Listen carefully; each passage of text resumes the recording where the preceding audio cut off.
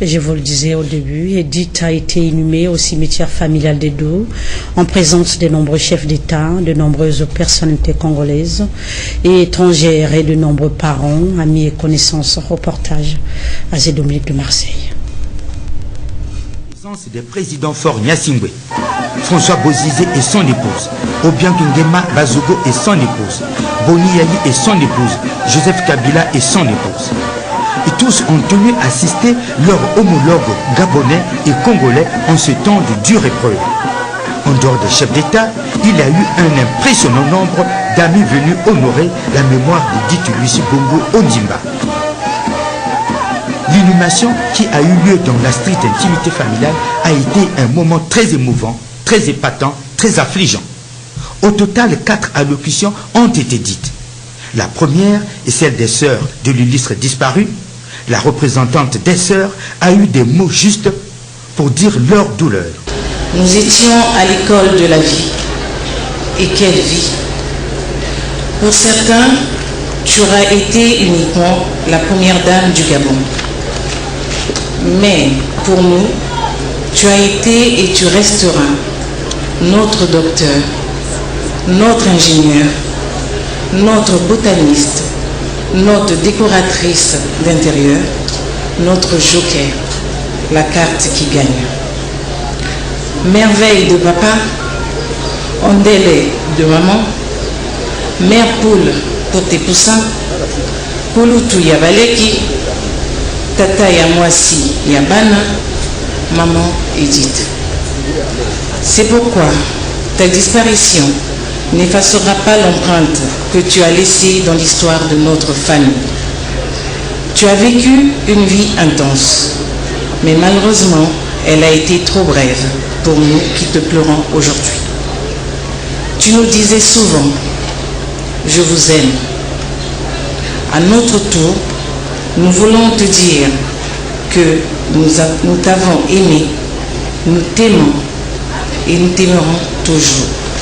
Donc, la deuxième famille Bongo Ondimba, Dira et Sassou Nguesso.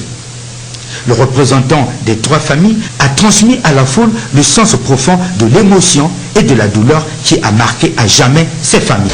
Ce jour-là, en effet, à 17h20, profitant de l'absence momentanée du père et du mari d'Edith et d'un instant de concentration de sa mère plongée dans une profonde méditation spirituelle, la mort est entrée par la grande porte et a frappé Edith, enfant sans défense.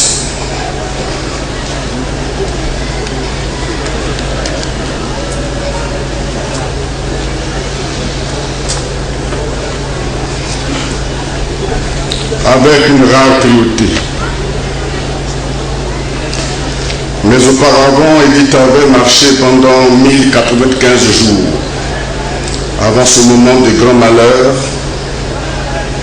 et aujourd'hui, témoignage éloquent du grand amour que lui a toujours porté son époux, le président Omar Bongo Ondimba, elle est arrivée chez elle, chez son père, sur cette terre, heureuse et avec le sourire.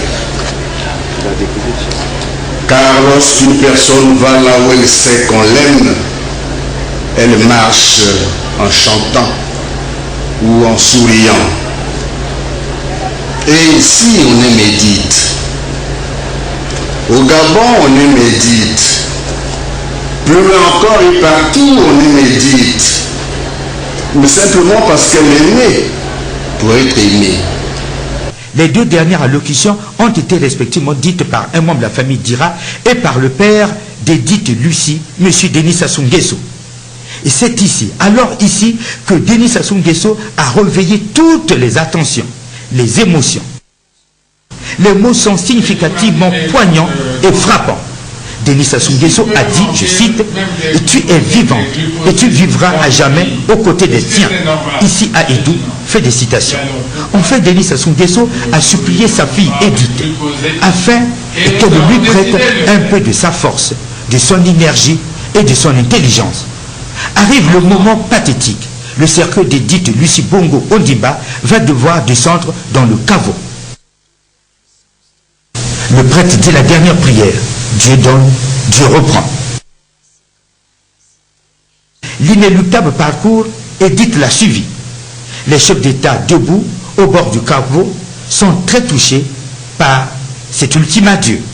Le président Bongo Ondimba, la fleur dans les mains, et tend le bras vers Edith dans son cercueil et pour la dernière fois. Le président Denis Sassou Nguesso, la larme facile, lève à peine la rose et la jette dans le caveau.